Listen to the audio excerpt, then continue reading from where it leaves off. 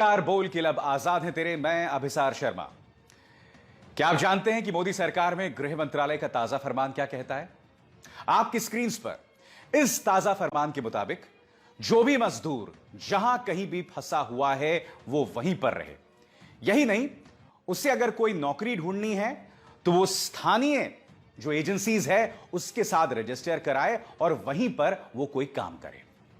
यानी कि केंद्र सरकार की तरफ से यह तो स्पष्ट है कि जो गरीब मजदूर जहां जहां फंसा हुआ है, चाहे मुंबई हो, चाहे गुजरात हो, चाहे बैंगलोर हो, वो जहां पर भी फंसा हुआ है वो वहीं रहे, मगर वो अपने घर जाने का प्रयास ना करे। यह दरअसल बात क्यों सामने उभर कर आई? क्योंकि आप जानते हैं कि मुंबई की बांद्रा में किस तरह से सैकड़ों की भीड़ उमड़ पड़ी थी और वहां पर बवाल हो गया था। मीडिया ने उसे सही तरीके से रिपोर्ट करने के बजाय उसमें भी हिंदू मुस्लिम एंगल ढूंढ लिया था। क्योंकि ये मजदूर जहां पर फंसे हुए थे वहां एक मस्जिद थी, लिहाजा कई न्यूज चैनल्स ने यह तक कह दिया था कि क्या ये मजदूर मुसलमानों के भड़काने पर यहां इकट्ठा हुए हैं। मुद्दा वो नहीं है। मुद्दा जो मैं आपके सामने लेकर आ रहा हूं वो कुछ और है। मुद्दा है दोहरे मापदंड का। मुद्दा यह कि आज भारतीय जनता पार्टी की सरकार किसी और की नहीं बल्कि खुद पूर्व और स्वर्गीय प्रधानमंत्री अटल बिहारी वाजपेयी की अनदेखी कर रही है। आप कहेंगे क्यों?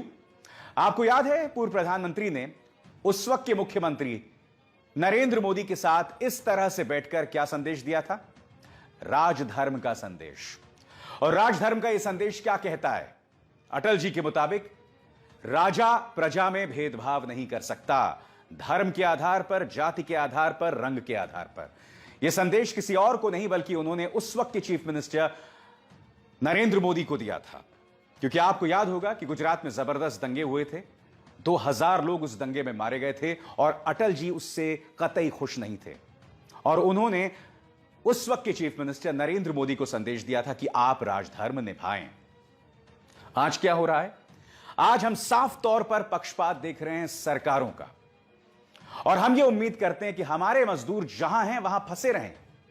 आपकी स्क्रीन पर यह खबर, और हम बात कर रहे हैं गुजरात की, 2.5 लाख उड़िया मजदूर यहां फंसे हुए हैं। इस खबर के मुताबिक जो उनके नुमाइंदे हैं, जो उनकी बात रखते हैं, उनका यह कहना है कि गुजरात सरकार हमारा बिल्कुल भी ख्याल नहीं रख रही।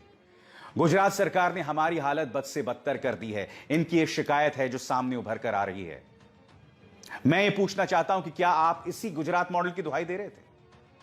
जब आप मोटेरा स्टेडियम में हजारों की तादाद में लोगों को इकट्ठा कर सकते हो, तो क्या इन गरीब मजदूरों की बात नहीं कर सकते?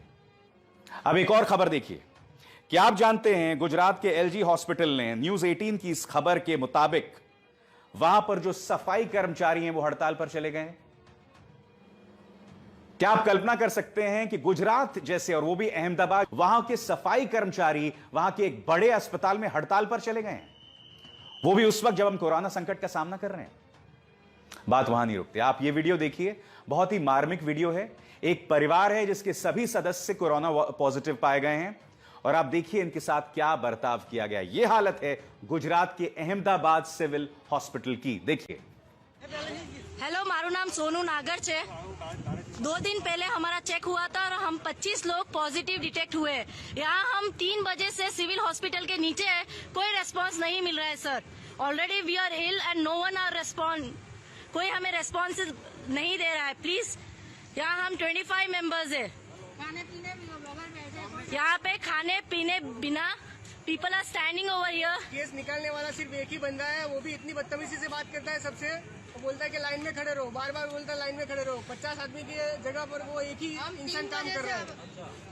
अब ये खबर देखिए, यहां पर 2 मजदूरों, एक राजस्थान से और एक उत्तर प्रदेश से, इन दोनों ने आत्महत्या कर ली है। दोनों सूरत में काम कर रहे थे।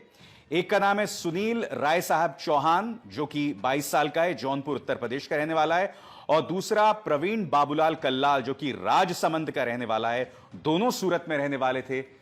इन दोनों का यह कहना था कि डिप्रेस थे ये दोनों, वहां खुश नहीं थे, और इन दोनों ने आत्महत्या कर ली। दोनों यंग, दोनों युवा।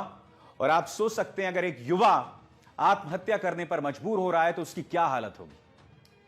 और आज यह सरकार हमसे यह कह रही है कि जो मजदूर जहां छुपा है या जहां बसा है वो वहीं पर रहे। और सरकारें क्या कर रही हैं? इसी गुजरात सरकार ने इस खबर के मुताबिक ऋषिकेश से 25 बसें चलवाई थी, जिसमें 1800 गुजरात के रहने वाले लोग पहुंचाए गए थे वापस गुजरात। ये सब रसूख वाले थे। जी हां, इन्हें तो पहुंचा दिया गया और बताया जा रहा था इस पूरे ऑपरेशन के पीछे गृह मंत्री अमित शाह और गुजरात के मुख्यमंत्री विजय रूपाणी थे। मैं ये जानना चाहता हूं कि ये दर्द मजदूरों के लिए क्यों नहीं आता आपका। अब आपको याद है जब कोटा से मुख्यमंत्री योगी आदित्यनाथ ने बसें चलवाई थी उन विद्यार्थियों के लिए जो कोटा में फंसे हुए हैं, तब बिहार के मुख्यमंत्री नीतीश कुमार ने कहा था कि यह सरासर अन्याय है। ऐसे में लॉकडाउन का हम कैसे पालन करेंगे अगर इस तरह से आवाजाही बनी रहेगी विद्यार्थियों की। ऐसे में तो कोरोना संकट और गंभीर हो जाएगा।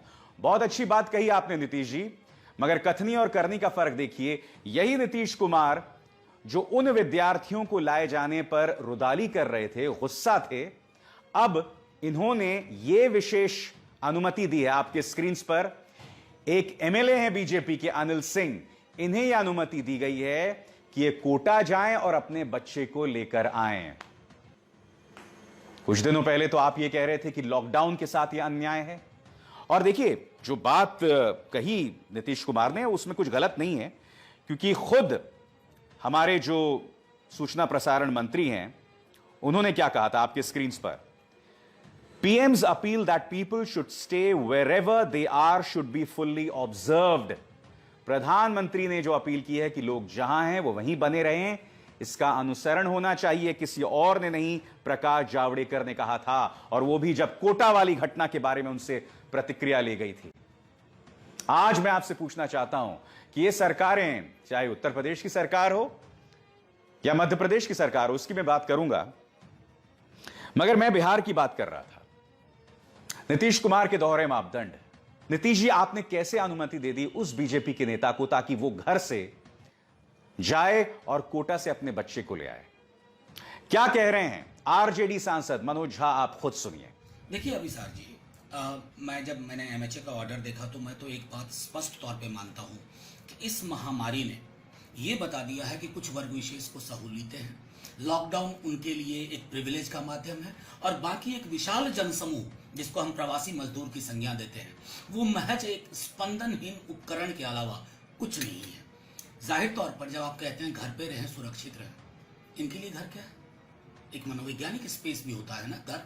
ये ठिकाना है जहां वो रहते हैं, और आपने बड़ी आसानी से कह दिया कि इनकी ट्रैकिंग होगी, चेकिंग होगी और ये काम पे लौट सकते हैं। क्या इन्हें खुद की चिंता नहीं है? अपने परिवार की चिंता नहीं है? मैं तो स्पष्ट तौर पे मानता हूं कि जब वो छवियां देखता हूं कि कोई साहब 3 बसों में किसी को ले आए, एक साहब गाड़ी से अपने बच्चे को कोटा से ले आए, उनके लिए सब कुछ है, समर्थ के नहीं दोष गुसाई। लेकिन हाँ, ये जो मजदूर हैं, दिहाड़ी मजदूर हैं, ठेले वाले हैं, प्रवासी मजदूर हैं, ये भारत के लोग हैं, बाकी लोग इंडिया के। मैं समझता हूं इस महामारी ने हमारे फॉल्ट लाइंस को, हमारे समाज की विकृतियों को सामने ला करके रख दिया है, और हमें कोई परेशानी नहीं हो रही है। प्रभु वर्ग को कोई चिंता नहीं हो रही है, सब कुछ आराम से हो रहा है। और इसलिए मैं समझता हूं कि शायद आने वाले दिनों में बड़ी मुश्किल होगी, अलग अलग तरह की छवियां मिलेंगी और डरावनी भी। साफ तौर पर इंसान और इंसान का फर्क दिखाई दे रहा है। राजधर्म में केंद्र सरकार पूरी तरह से नाकाम हो रही है। आप कहेंगे कि भाई इसमें केंद्र सरकार का क्या दोष है? दोष तो योगी का है या फिर मध्य प्रदेश के मुख्यमंत्री शिवराज सिंह चौहान का है, क्योंकि उन्होंने भी इजाजत दे दी है इस खबर के मुताबिक कि कोटा में जो मध्य प्रदेश के स्टूडेंट्स फंसे हुए हैं उन्हें बस से लाया जाए।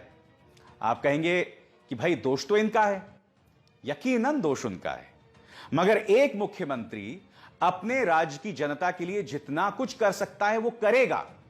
क्योंकि मुझे याद है मुख्यमंत्री योगी आदित्यनाथ ने दिल्ली एनसीआर की बॉर्डर में 1000 बसें भेजी थी ताकि जो गरीब मजदूर हैं वहां से वो यूपी लाए जा सकें। उन्होंने कोशिश की थी। अब यही कोशिश शिवराज सिंह चौहान भी कर रहे हैं। मैं ये पूछना चाहता हूं कि जब यह कहा गया है कि लॉकडाउन का अनुसरण किया जाए तो केंद्र सरकार यह क्यों करने दे रही है, और यह दोहरे मापदंड क्यों? हम अपने गरीबों को क्यों भूल रहे हैं?